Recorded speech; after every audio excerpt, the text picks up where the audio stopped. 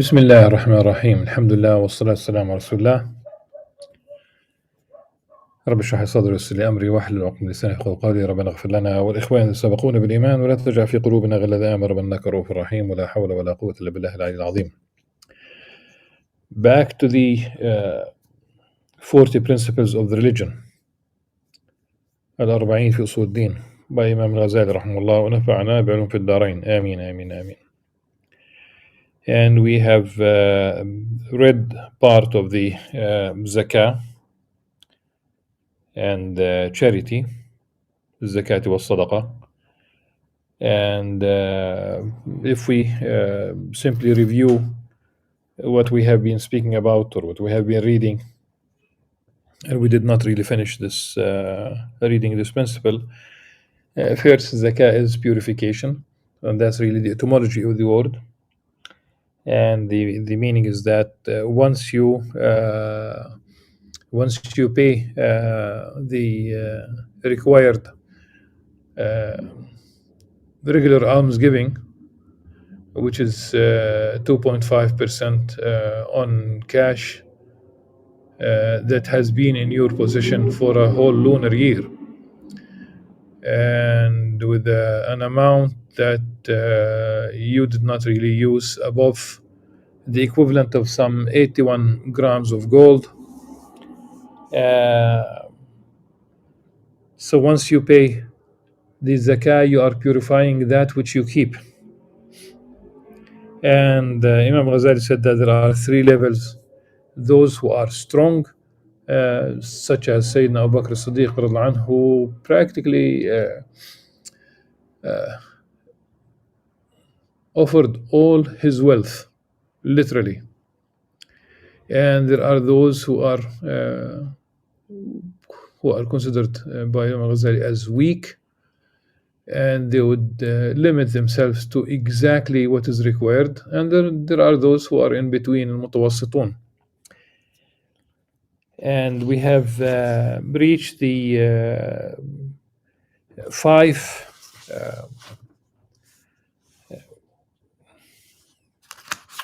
etiquettes, if you will, of the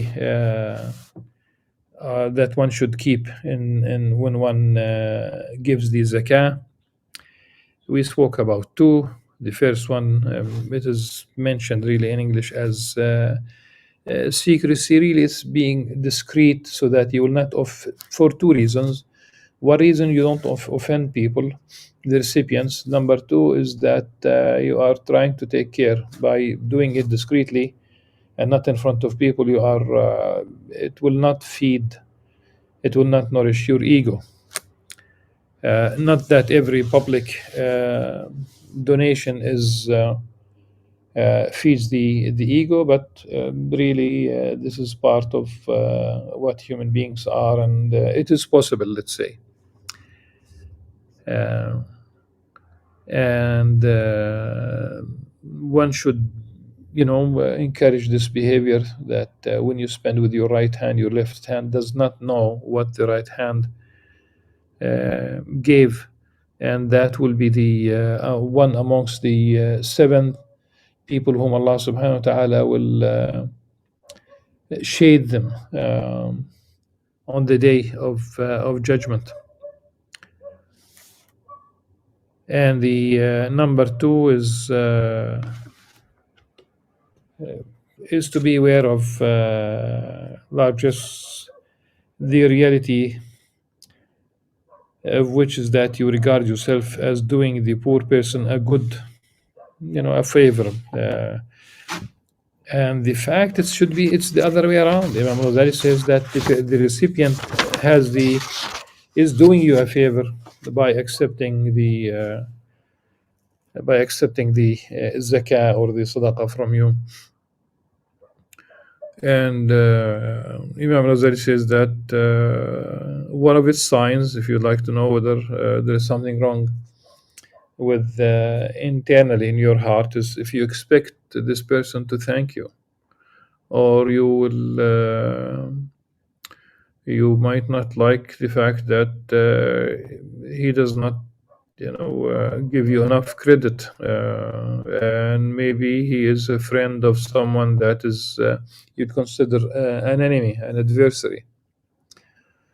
And this is really much more than before your sadaqah, before your zakah. This way, you rest assured you are thinking that you are better than this person because you gave this person some money, for example. How do you cure this? Okay, the treatment for this, or the treatment for it, is to know that he, in fact, is the one who did you a good turn by accepting Allah's right from you. For truly the secrets of zakah include the cleansing of the heart and its purification from the base quality of stinginess and the filth of covetousness. For this reason, zakah is purifying, since through its purification occurs, it is as if it is a washboard for impurity. Hence, Allah's Messenger sallallahu alaihi wasallam and the people of his household are above taking zakah. They would not accept zakah. The Prophet sallallahu alaihi wasallam said, "Indeed, it is the filth of people's wealth. Since the poor person's taking from you is a cause for your purification, he has done you a favor. Imagine a cupper were to cup you for free, thereby removing from your body blood that is potentially harmful in the life of this world. Would you be doing him a favor or vice versa?" The cupper is someone who will withdraw blood from your typically from your skin. They would slice your the skin, and they will put a cup. Usually, probably today they can do it mechanically by removing some of the air and creating lower pressure inside the cup. In the old days, they used to do it by putting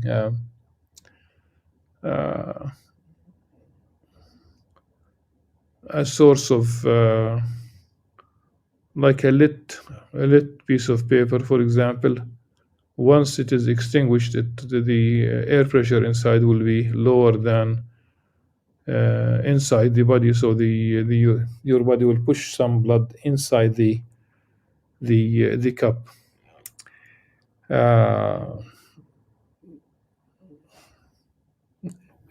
It could be helpful for people with maybe some blood pressure, high blood pressure. All people have blood pressure, of course, but high blood pressure. The Prophet ﷺ spoke about it was a practice. The idea of prophetic medicine has been dealt with by scholars throughout Islamic history. In certain cases, it is revelation. In certain cases, it's really what was available at the time. I'm not going to go into this. It's not our topic, but I think in what I have just said, enough for those who would like to search or research the topic.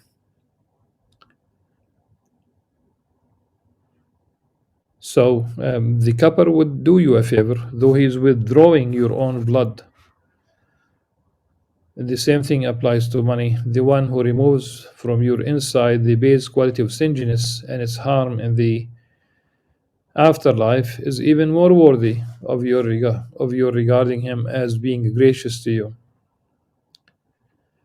The third matter is that you give from the best and finest of your wealth. Don't choose that which is really of course you can do that. I mean, let's say that you have You have some clothing that is still good.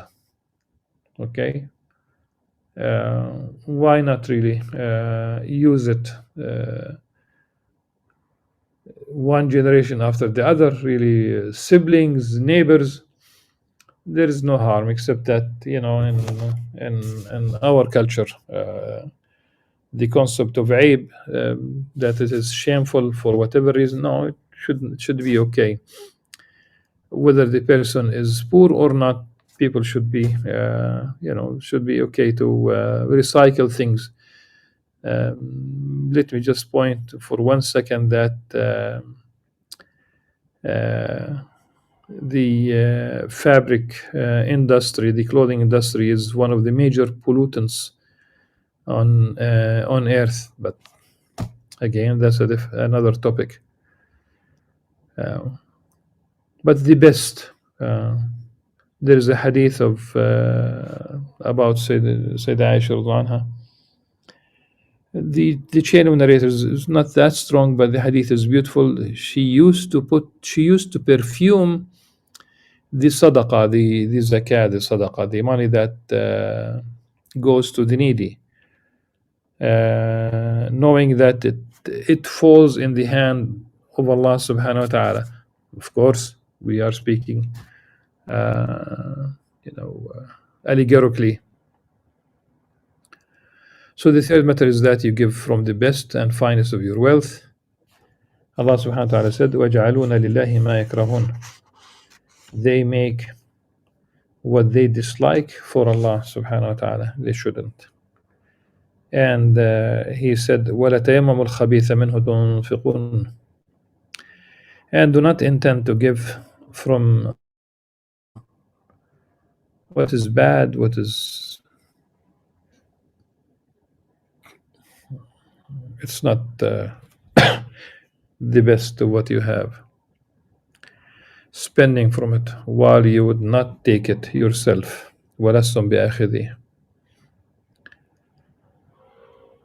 Allah's Messenger sallallahu alaihi wasallam said, truly Allah is good and does not accept anything unless it is good.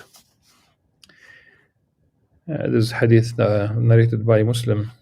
إن الله طيب لا يقبل إلا الطيب. And طيب, really, that which is good.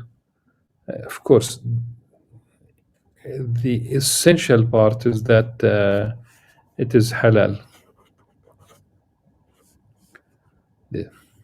Allah is good.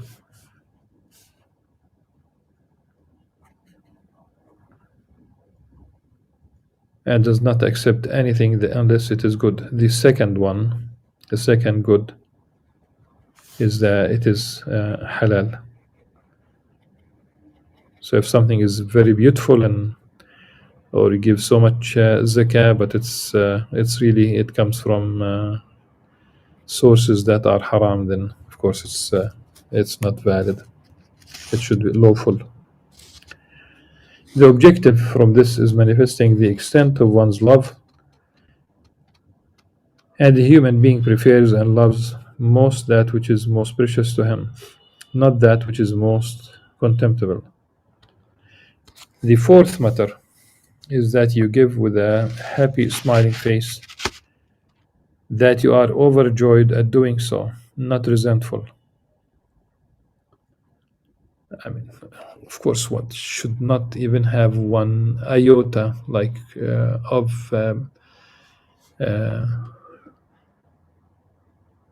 resentment, of rejection, of thinking that this is tax or no.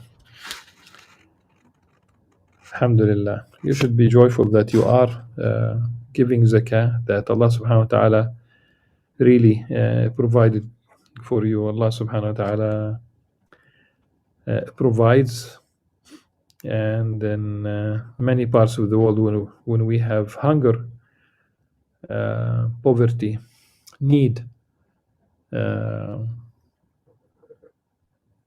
it could be there is something wrong with distribution, but also at the same time, let's look at what the colonial period the colonial settler period did to the South, that there are treaties that keep the South in poverty. I remember that at the turn of the third millennium, Pope Paul John II, he asked Western governments to wipe out the debt of the Third World. They refused. And when I asked about why, the answer was the level of life in the North will be influenced by this. Like it will be, people will not have the same things that they are enjoying at the expense of the South. And the South is not really Islamic or Arabic per se. The South includes the Caribbean islands, the Latin America, Africa, Southeast Asia. It includes Muslim and non-Muslim alike. There are Christians in the South. There are Hindus in the South. There are whatever.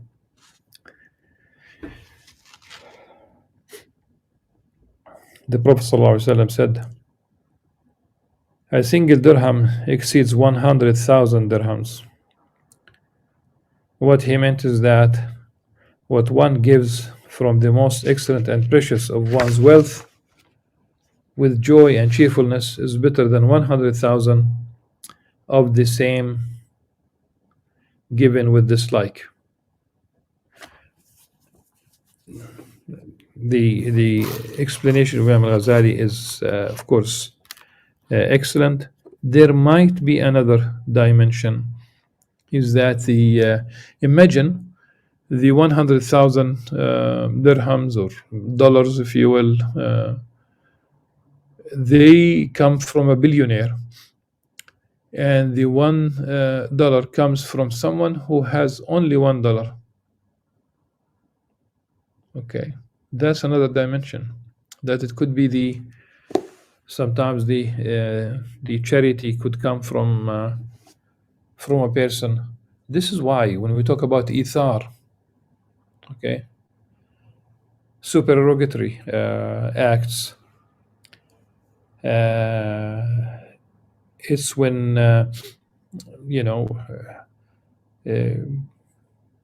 when two people need the same dollar, one of them has it and the other one needs it. Both of them need it at the same time, but the one who has it would still give it to his brother, to his sister, whatever is the case. So this is ithar, and that's a very beautiful concept. Number 5, the fifth matter is that you choose for your charity a place in which it will thrive. This could be the God-fearing scholar who uses it in obedience and mindfulness of Allah subhanahu wa ta'ala, or the righteous relative with a family to provide for. If these qualities do not occur altogether, then charity thrives when they are present individually as well.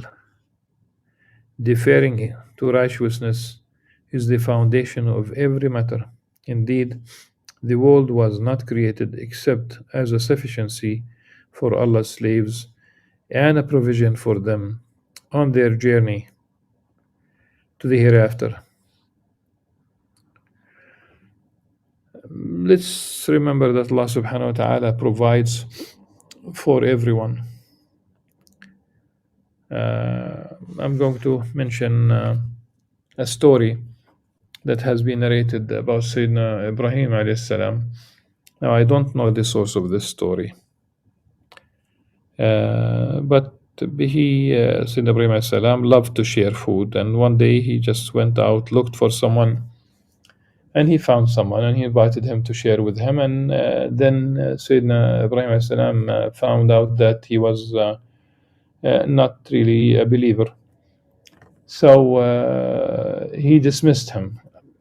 I don't think that this is really a story that took place, but it's a story anyhow.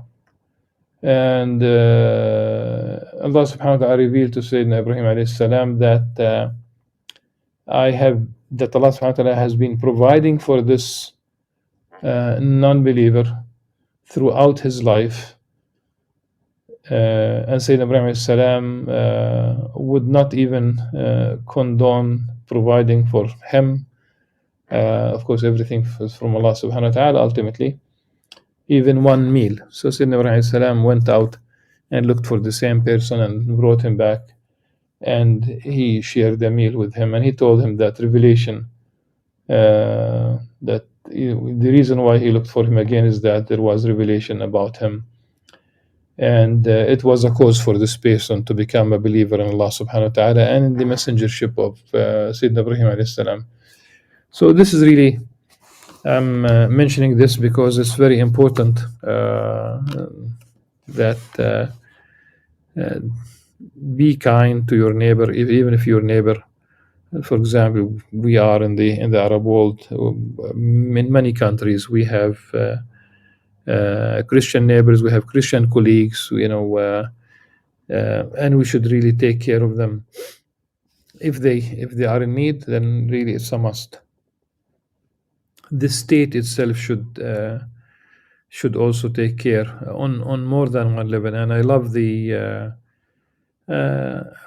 in general, I think of the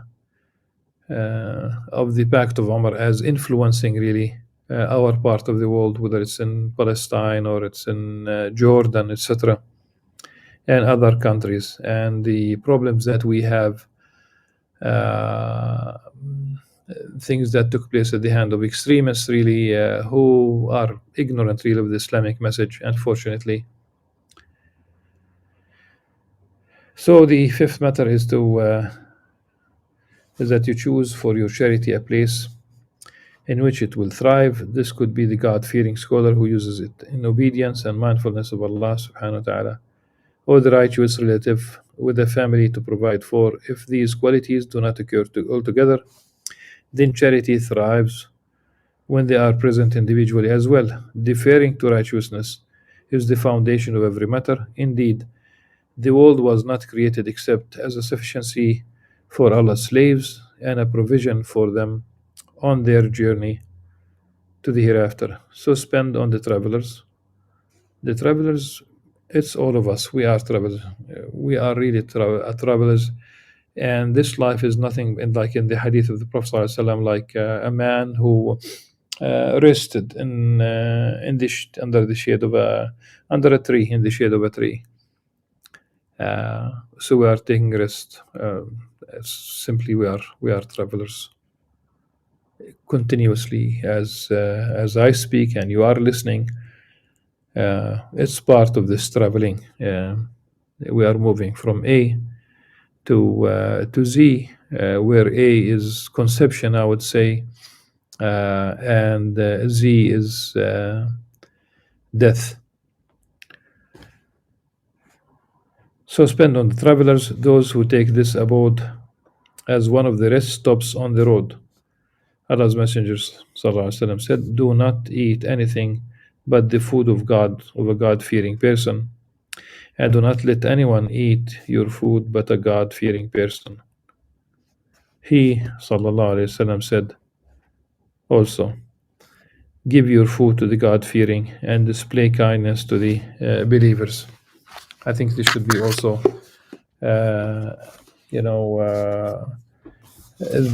some scholars said that it's not really the food in itself, it's really the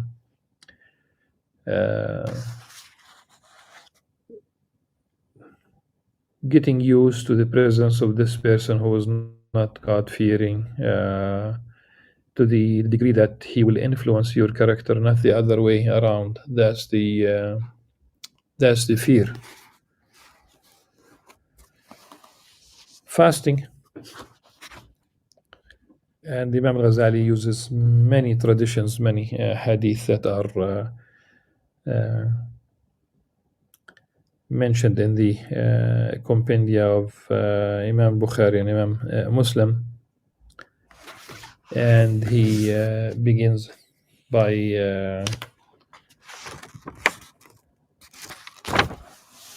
he mentions here hadith قال رسول الله صلى الله عليه وسلم يقول الله سبحانه كل حسنة بعشر أمثالها إلى 700 ضعف إلا الصيام فإنه لي وأنا أجزي به. So Allah's Messenger sallallahu alaihi wasallam said, Allah subhanahu wa ta'ala says, every good deed is rewarded with 10 of its like, tenfolds, multiplied by up to 700, except fasting. For verily it is for me, and I reward it directly. He sallallahu alaihi wasallam also said, everything has a gate, and the gate of worship is fasting. The second one is mursal, so it stops with the Sahabi without saying that the Prophet sallallahu alaihi wasallam said. That's the Ibn al-Mubarak mentioned this tradition in the book of Zuhd by way of Dumr bin Habib, but it's mursal. But the first one is muttafaq alayh and narrated by Al-Bukhari and Muslim. In Ihya Ulumuddin, like the original text on fasting, the image is that, so here we have up to 700, Wallahu yudha'ifu liman yasha, okay? And basically the 700 is mentioned in about charity, but nevertheless the possibility of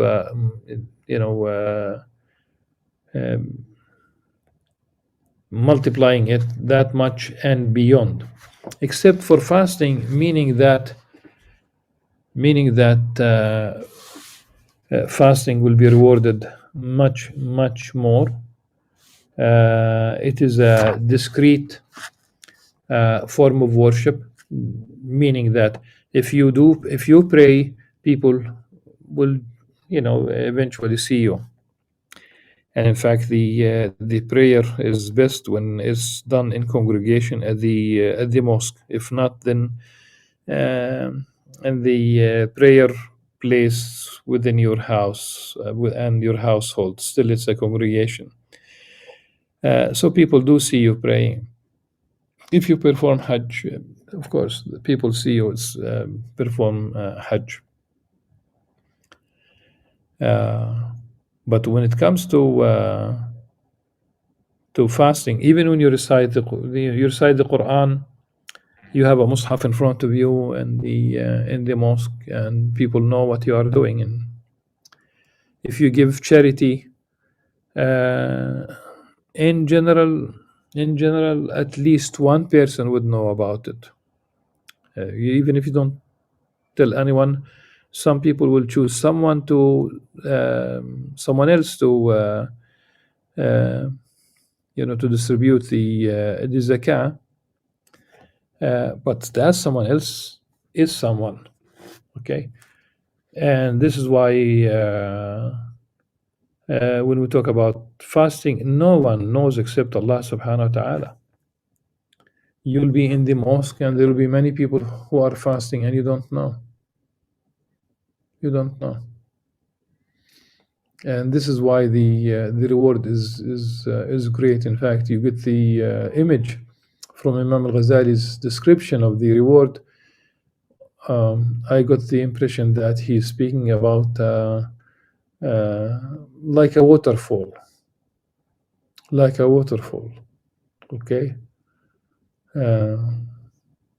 Meaning that the hasanat, the reward, is that much, if you will, cannot be counted. Wallah subhanahu wa ta'ala a'la wa a'lam.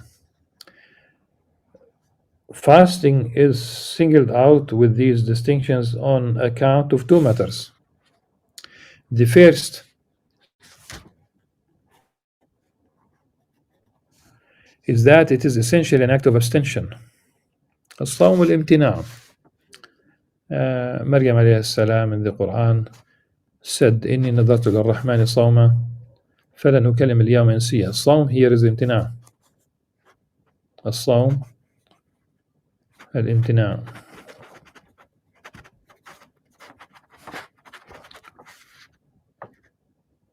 No one is aware of it other than Allah subhanahu wa ta'ala, unlike prayers, zakah, and other forms of worship.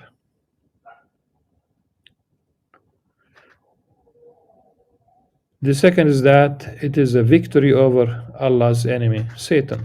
And indeed, Satan is the enemy. He does not grow strong except by means of desires. And hunger breaks all the desires that are the tool of Satan. For this reason, Allah's Messenger said, Sallallahu Alaihi Wasallam, verily Satan flows through the son of Adam like the flow of blood. So tighten the paths of Satan with hunger. It is also the secret of his statement, Sallallahu Alaihi Wasallam, when Ramadan arrives, the gates of paradise are opened, the gates of hell are closed, devils are shackled, and an announcer calls, O seeker of good, come forth. O seeker of evil, desist.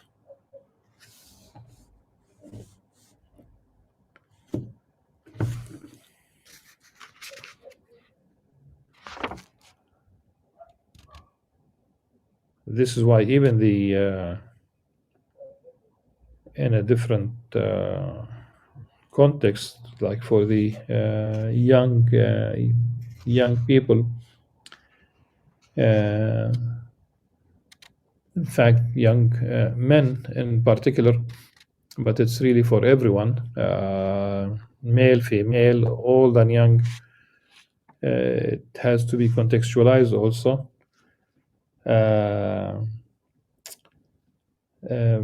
Here, the Prophet ﷺ addressed the young men, encouraging them to get married. يا معشر الشباب من الصام يقول بعد فليتزوج. And those who cannot really, they don't have the means to do so, ومن لم يستطع فعليه بالصوم. Those who do not have the means to do so, to get married, they should basically fast. فإنه له وجاء أو كما قال صلى الله عليه وسلم. It is really protection. It is really because it does break, the desires.